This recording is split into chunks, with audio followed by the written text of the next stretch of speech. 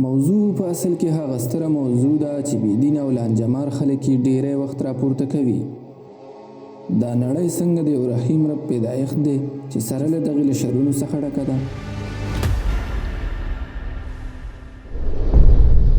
تس نس انسانی نفس ویجاړونکې جګړې او لږي او بېوزلي، بندیخانې، شړل، نه درېدونکی ظلم، بېپای شخصي دردونه تر څو به دغه دوام لري؟ اصلا دغه ولې منځته راځي؟ که چېرته نړۍ د یوه پوه الله له اړخه اداره کیږي نو ولې دغه شر شتون لري؟ که چېرې فعلا الله پر نړۍ واکمني کوي نو ولې دغه شر له منځه نه وړي؟ ولې ژوند له غمیزو سره تړل شوی دی؟ له دغې هر څه تر شا څه حکمت او معنا پرته ده؟ درواغجنې ژمنې. شر یو پخوانی فکري ستونزه او کړکېچ دی او د عامو خلکو په فکري پوهاوي کې یوازې په وروستیو پیړیو کې منځته راغلی. په ځانګړې توګه هغه مهال منځته راغلی چې په اروپا کې د بېدینۍ د خپرولو په خاطر عام ولس ته نوې ژمنې وړاندې کړل شوې. د دغه ژمنو موخه دا وه چې په بېدینۍ سره به د ځمکې له مخې شر ختم کړل شي. دغه مهال انسان د ځمکې هغه جنت ته خورا په شوق ځیر شو چې په کوم کې به شر نه وي. د دوی په اند ساینس به ولږې، بېوزلي، جګړې او ټول شرونه له منځه وړي او راتلونکی دور به پرمختګ، سوله او د ټولو لپاره تلپاتې مینه په خپل ترڅ کې لري. خلک به له خپلو نفسي دردونو څخه هغه مهال خلاصون ومومي کوم مهال چې د نړۍ خوندونه او عبثیات وڅکي. د ځمکې دغه جنت د اروپا د نوي دور یوه وړاندوینه وه، خو بیا د یو څو کلونو په موده کې دغه خوبونه واړه تیت او پرک شول او پر ځای یې داسې ناوړه خوبونه راځي چې نړۍ یې هېڅ ساری لیدلی نه وي. دوه نړیوالې جګړې، میلیونونه انساني جسدونه، عسکري ښکېلاکونه، بشري ناورینونه او ستر اقتصادي تاوانونه، د دې ترڅنګ د میلیونونو په شمېر هغه وژونکې وباګانې او مرضونه چې په واړه بشریت کې تر سترګو شوي نه وو.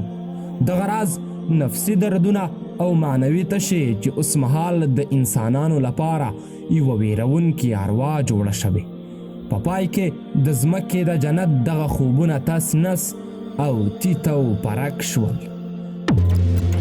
تس نس انسان. دغه یادې وعدې نو بېهیلې شوې او انسان په داسې یوه ستونزه کې ډوب شو چې د خپل شتون په هکله بلها پوښتنې ترې منځته راغلې او هغه د نشتوالي مفکوره خپره شوه چې په ژوند کې کومه موخه یا معنا نه ویني. ځکه اوس مهال انسان د خوند او مزې انسان دی او د درد میلمه د ده په اند د قبلېدو وړ نه دی. دردونه د ده په اند یو داسې خوږ دی چې له منځه وړل یې اړین دي تر څو د ژوند خوندونه دوام ومومي. ځکه د اوس مهاله انسان په نظر له درد ختمېدو پرته ژوند هېڅ معنا نه لري او له ستونزو ګاللو سره ژوند بې موخې دی. ځکه دوی فکر کوي چې ژوند د ستونزو لپاره نه، د خوند اخیستلو لپاره دی. خو راځئ داسې فکر وکړو چې اوس مهال موږ د ځمکې په جنت کې یو. هلته ستونزې د ژوند اسانتیا او سختوالی، د روح آرامتیا او تنګسیا کومه معنا نه لري. د جنت مقصد دا دی چې انسان خپله خپلواکه اراده نه لري، ځکه له ارادې سره دا اړینه وي چې انسان د خیر او شر په کولو واکمن وي. خو دغه د جنت معنا نه ده، ځکه چې هلته انسان یوازې خیر ویني او اراده نه لري چې د شر کار ترسره کړي. دغه مهال ژوند بې معنا کیږي. دغه ژوند پرته له ارادې کومه معنا نه لري او له دغې زندګۍ څخه وروسته بل راتلونکی دور هم کومه معنا نه لري.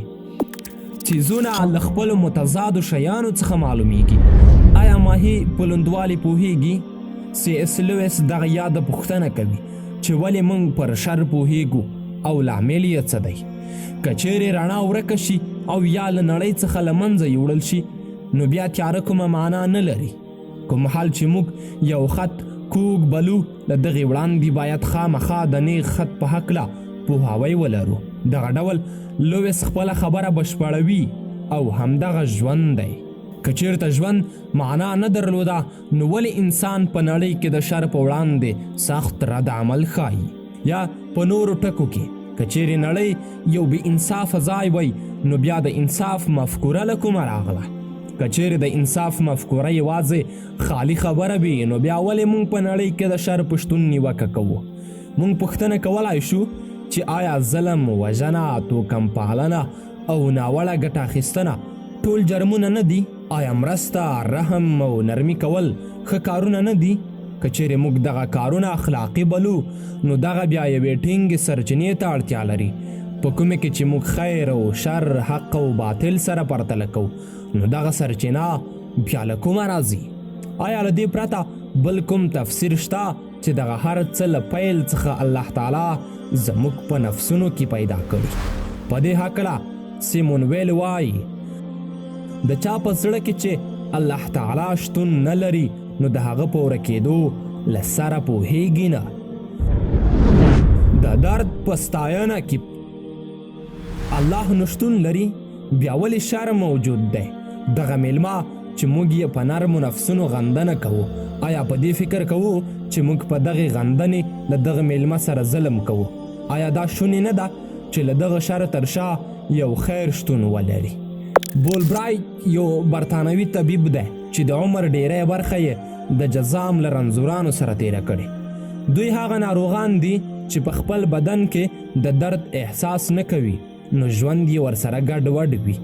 یاد طبیب په خپل کتاب د درد ډالۍ کې وایي درد د انسان لپاره یو ډیر اړین دی ځکه هغه انسان له هغه اخطارونو څخه ژغوري چې ښایي د هغه نفس مات کړي.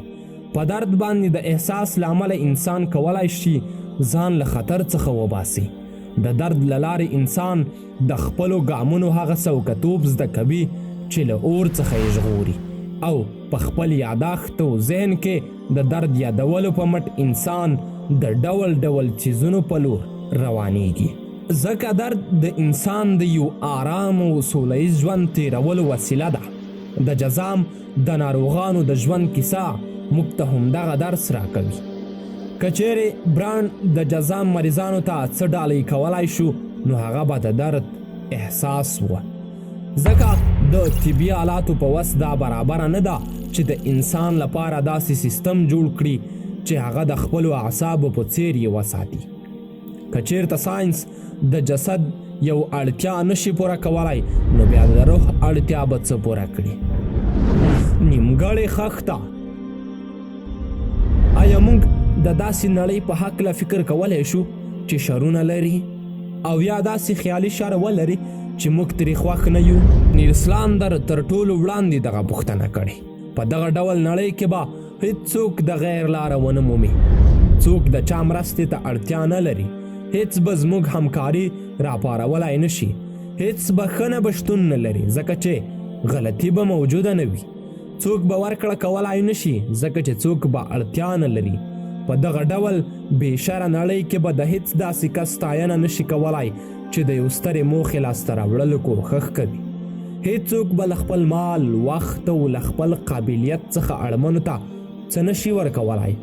دغه یوه تنګه نړۍ ده او له بل چا سره د هر حقیقي اړیکې ساتلو څخه خالی ده.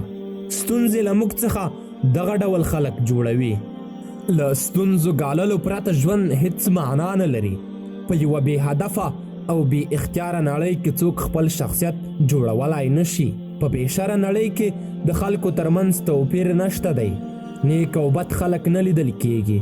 نیکوکار ته ښه بدله نه ورکول کیږي او بدکار نه مجازات کیږي. دغه هر څه به د الله له حکمت سره څنګه سمون وخوري په کوم کې چې هغه خپل بندگان په غیب سره ازمایي. بیا به په دې نړۍ کې عدل چیرته وي؟ دغه ډول نړۍ به په خپل ترڅ کې دومره ظلم او تیری ولري کوم چې اوس مهاله ژوند کې نشته ځکه دغه نړۍ د تیریدونکې لحظې او تلپاتې ژوند فرق له منځه وړي.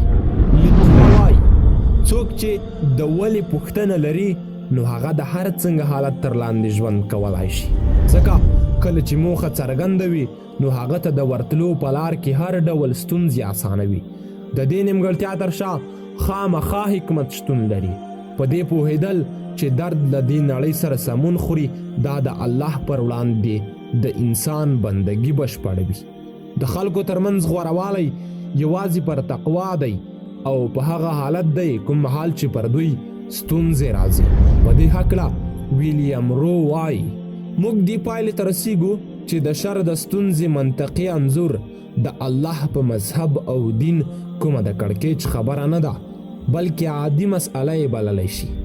کوم حال چې موږ دغه حقیقتونه وپیژنو نو پر دې پوهیږو چې دا ژوند یوه موخه یا پای لري او موږ له دغې موخې یا پای څخه ور اخوا هڅه کوو.